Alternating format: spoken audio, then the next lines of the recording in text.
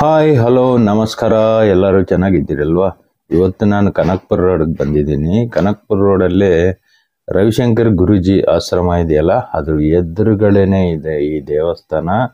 ಈ ದೇವಸ್ಥಾನದ ಹೆಸರು ತ್ರಿಮೂರ್ತಿ ದೇವಸ್ಥಾನ. ಬನ್ನಿ ಒಳಗಡೆ ಹೋಗೋಣ. ಹೊಸದಾಗರೆಲ್ಲ ಈ ವಿಡಿಯೋ ನೋಡ್ತಿದ್ರೆ ಲೈಕ್, ಶೇರ್, ಸಬ್ಸ್ಕ್ರೈಬ್ ಮಾಡಿ. ಈ ದೇವಸ್ಥಾನ ಅಂತೂ ಸಿಕ್ಕಾಪಟ್ಟ ಬ್ಯೂಟಿಫುಲ್ ಆಗಿದೆ ನೋಡಿ, ಎಷ್ಟು ಬ್ಯೂಟಿಫುಲ್ ಆಗಿದೆ. ರೋಡ್ ಪಕ್ಕದಲ್ಲೇ ಇದೆ. ಬನ್ನಿ ಮತ್ತೆ ಒಳಗಡೆ ಹೋಗೋಣ. ಇದು ಕನ್ನಡ ಚಾನೆಲ್ ಬ್ರೋ.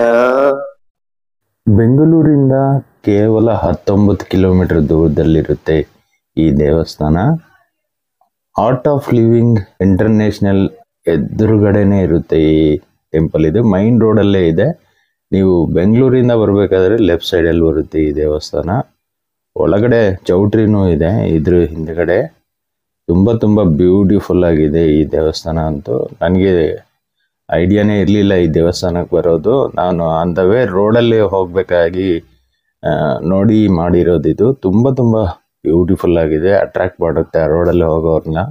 ಕೈ ಬೀಸಿ ಕರೆದಂಗೆ ಇರುತ್ತೆ. ತುಂಬ ಬ್ಯೂಟಿಫುಲ್ಲು. ಎಷ್ಟು ಬ್ಯೂಟಿಫುಲ್ ಕಲರ್.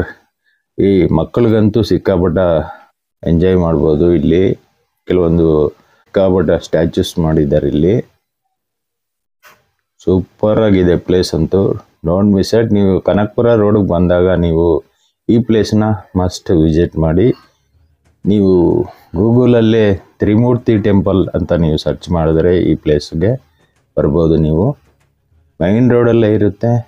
ಬನ್ನಿ ಮತ್ತೆ ಒಳಗಡೆ ಹೋಗಿ ನೋಡ್ಕೊಂಡು ಬರೋಣ.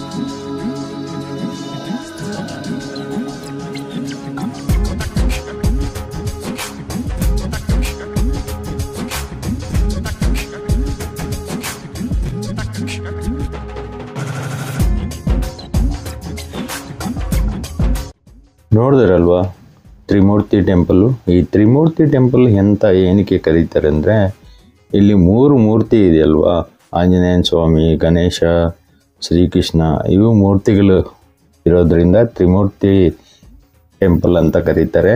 ಇದು ಆ್ಯಕ್ಚುಲಿ ಇಲ್ಲಿ ಬಂದರೆ ಇನ್ನೂ ಹಲವಾರು ದೇವರುಗಳನ್ನು ನೀವು ದರ್ಶನ ಮಾಡ್ಬೋದು. ಈ ವಿಡಿಯೋ ಇಷ್ಟವಾಗಿದ್ದರೆ ಲೈಕ್, ಶೇರ್, ಸಬ್ಸ್ಕ್ರೈಬ್ ಮಾಡಿ. ನೆಕ್ಸ್ಟ್ ವಿಡಿಯೋಲ್ಲಿ ಸಿಗೋಣ. ನಮಸ್ಕಾರ. ನನ್ನ ಹೆಸರು ಶಿವಕುಮಾರ್.